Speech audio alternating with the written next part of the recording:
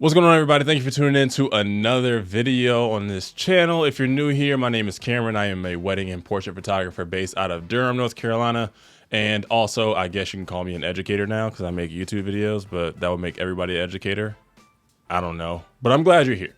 So on today's video, we're going to talk about things that you actually need as a beginner photographer. Some people are going to say, oh, you need to get the big time lenses. If you shoot Canon, you need to get L series right off the bat. If you shoot Sony, you need to get G Master. If you shoot Fuji and all the other stuff, like you need to get the most expensive stuff, which is not really all that necessary. It would be nice, but it's not really all that necessary when you're first starting. So we're going to talk about the basics of the basics of the basics that you need to get started in your photography journey to actually make worthwhile pictures and to also protect your gear, to also back your photos, stuff like that. So without further ado, we're going to jump right into this video. So the first thing that you need, obviously, if you're beginning your photography journey, is a camera. Now, the type of camera you get is going to be dependent on what you're shooting. So if you're getting into photography for like wildlife or nature pictures, then an APS-C or crop sensor camera is probably going to be better for you for that extra reach. But if you're shooting portraits, weddings, then you might want to invest into a full frame. But I have shot a number of weddings so far.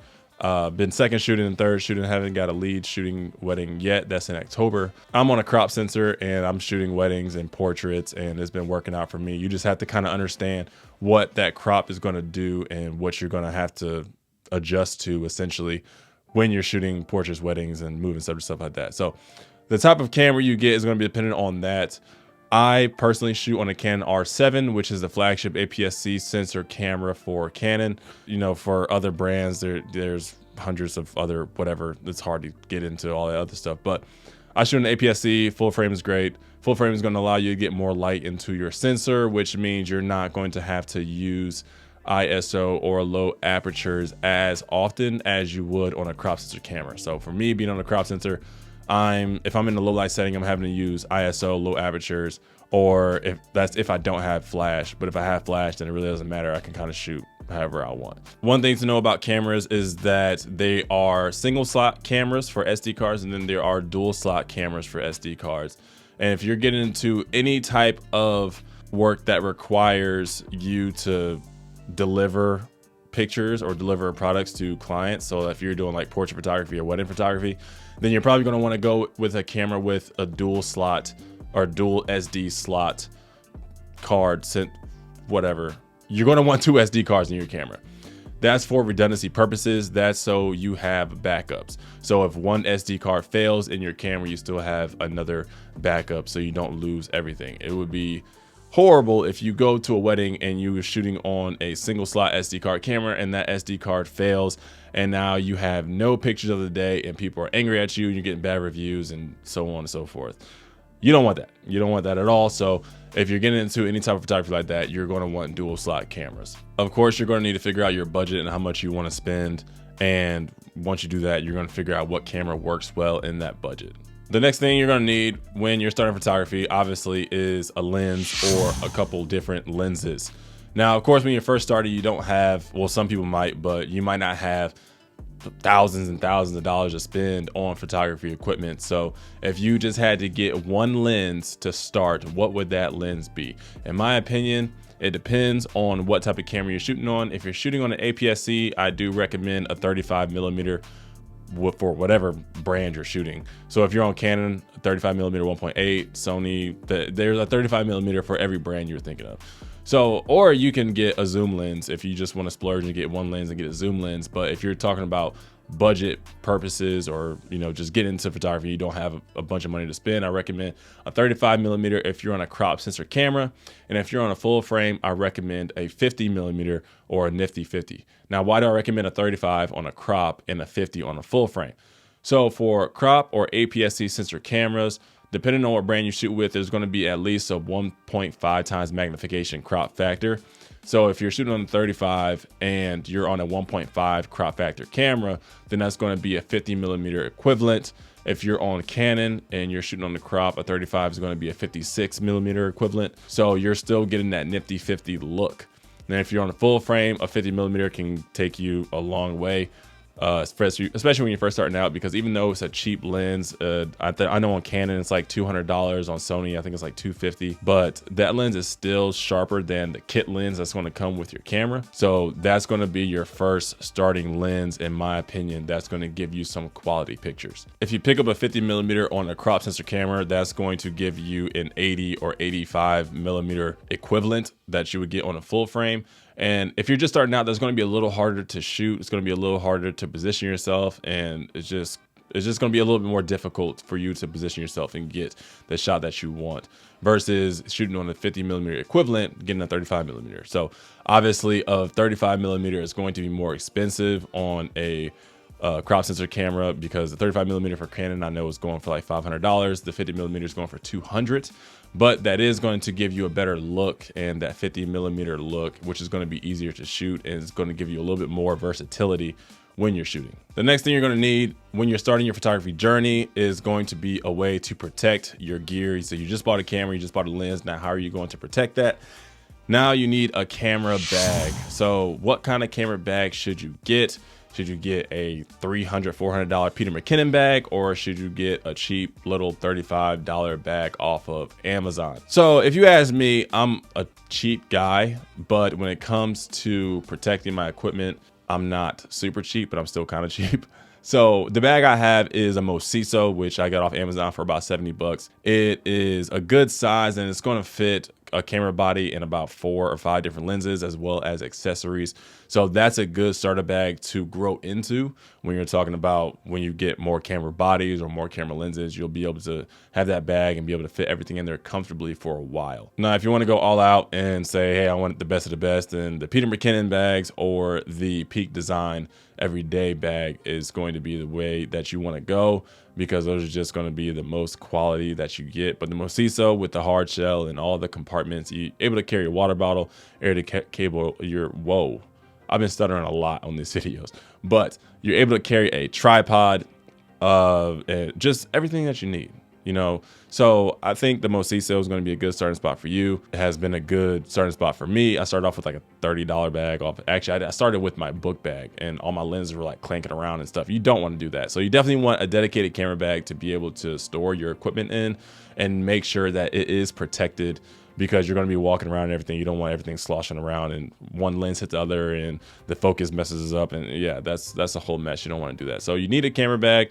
Whatever camera bag works for you, that's going to be on you. You're going to have to do your research, but I like my Mosiso bag. And like I said, Peak Design, Peter McKinnon, those are going to be the more heavy duty bags to get you going. The next thing that is going to be important that you're going to need for your camera, and if you're starting photography, is going to be SD cards, or whether it be 1 or 2, depending on if you're shooting on a single slot or a dual slot.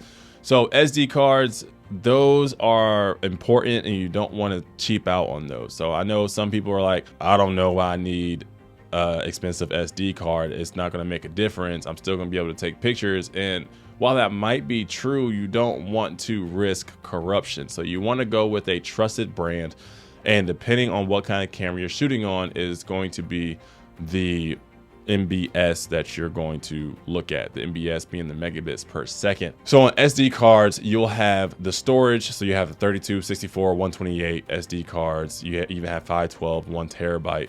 And then in the top left, you're going to have the megabytes per second at which is going to read and write. So the megabits per second is going to be important depending on what kind of camera you get. So me shooting on a Canon R7, it's a 32.5, so 33 megapixel camera. Then you have like the R5, which is a 45 megapixel. You have the Sony A1, which I think is 60. So depending on how many megapixels you have, it's going to be dependent on what megabits per second SD card you're going to want to get. So if you're shooting on like a 12 megapixel camera, then you can get by with the 100 megabit per second SD card, because this is not going to take a while to, or it's not going to take a long time to really register and read that information of the picture you just took. Now, if you're shooting on a 24 or higher, or definitely a 30 or higher, 40 or higher, you're going to want a fast SD card, because you're going to want to keep up with the rate of at which you're taking pictures. So if you're shooting on burst mode and you have a slow SD card, it's going to take a long time for your SD card to read that file. Now, I don't know if that's necessarily going to risk corruption because you have a slow SD card, but it's going to cause problems for you in your camera taking process, your video process, and your transfer process. So me, Canon R7 33 megapixel camera, I have a SanDisk Extreme Pro SD card that reads and writes at 300 megabits per second. This is one of the fastest you can get besides the CF Express card, but not every camera is compatible with CF Express. Only, I know on Canon, only the R3 and the R5 are compatible with CF Express cards. Those cards read and write at like 1700 megabits per second, I think 1500 megabits per second, something around there. And they're gonna give you really good speeds to keep up with your video, for whether it be 4K, 8K, those are going to be seamless for you. If you have a camera that takes CF Express cards, then you probably want to get a CF Express cards. Now, they are definitely a lot more expensive, but Canon is, or not Canon, SanDisk is actually running a deal right now where you can get a CF Express Type B card for like $170 off. It's insane. I picked one up. I don't even have a camera that takes CF Express Type B, but I know eventually I want to get the Canon R5, which does. So I bought me a CF Express Type B for 80 bucks because it's originally 250, and I don't know when I'm gonna ever see that price again. So I picked one up. So make sure you're getting some quality SD cards to go into your camera so that you're able to keep up with your shooting speeds, whether it be 12 frames per second, 15 frames per second, doesn't matter. You need a fast SD card to keep up with that. And you want something that's, ow! My cat just tried to jump on me. Anyway, get a fast SD card. The next thing you're gonna need as a starting photographer is a way to back up your pictures and your videos. So I recommend a SanDisk Extreme Pro SSD. Not necessarily Extreme Pro, those are more expensive, but a SanDisk Extreme SSD. A SSD is going to read faster than a normal hard drive. So you'll get like 500 to 1000 megabytes per second. Extreme Pros, you're getting 2000 megabytes per second. So those are going to be a lot faster on transfer speeds. And when you're transferring a lot of pictures and a lot of videos, you're not going to want to sit at the computer for hours on end waiting for things to transfer. And I would recommend you getting multiple of these so you have that redundancy. So if you're shooting portraits, weddings, you're gonna want multiple backups. So like I said, you're gonna want a dual SD card slot if you're shooting these type of sessions because you want backups, and then you want backups of your SSDs because of the fact that if you're backing up to only one SSD and that SSD goes out, now if you already formatted your SD card, those pictures are gone. Versus if you format them, or not format them, versus if you back them up to multiple SD drive or SSDs, then you're going to have multiple backups. So if one goes out, you still have another one. So they are pretty expensive. They're probably running about $100 right now for 1 terabyte. But depending on how much you shoot, a 1 terabyte would be fine. But if you just want kind of that one working drive to store like all your stuff, then you can get a 2 or 3 or 4 terabyte. But definitely encourage you to get backups so you have that redundancy, so you have backups on backups on backups of everything. And last but not least, the last thing you need for your photography journey when you're just starting out is a way to edit your pictures. So I recommend a laptop of good value. So I use a MacBook. I think MacBooks are the easiest to work on, whether it be a desktop or a laptop. Now, I do recommend you getting a laptop or desktop with more than 8 gigabytes of RAM. So RAM is going to be how fast or how much data or how much pressure or whatever you want to call it. I can't think of the word right now, but how much stuff your computer can handle at one time. So my laptop right now has 8 gig of RAM. It sounds like it's about to take off literally every time I edit a picture or a video. So if you get a picture, or if you get a computer with 16 or 32 gig of RAM, you're going to be able to handle a lot more when it comes to editing pictures and videos, and your battery is not going to run out as fast. And just trust me, you're going to want something like that, and it's going to last you forever. MacBooks last you forever. My last MacBook lasted me, I think, like 12 years. So it's like a one-time thing. You buy once, cry once. And a MacBook or a desktop of that magnitude of 36 or 32 gig of RAM, or even more, depending on what you're doing. If you're recording like 8K video, then you're definitely going to want 32 or 64 gig of RAM. or even like those studios with even more, you definitely going to want to get that. But you need a way to edit your pictures and video, so you definitely want to get a laptop or a desktop with a lot of RAM. And don't worry about the storage too much, because your storage should all be going onto the SSD and then you editing off the SSD. So the storage isn't really that big of a deal.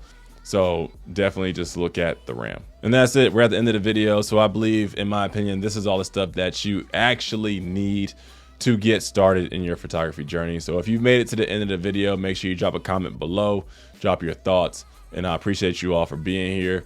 Like and subscribe to the channel if this video was of some value to you, and I can't wait to bring you more stuff like this. And with that being said, I appreciate y'all for being here. I'm gonna holler at y'all next time. Peace.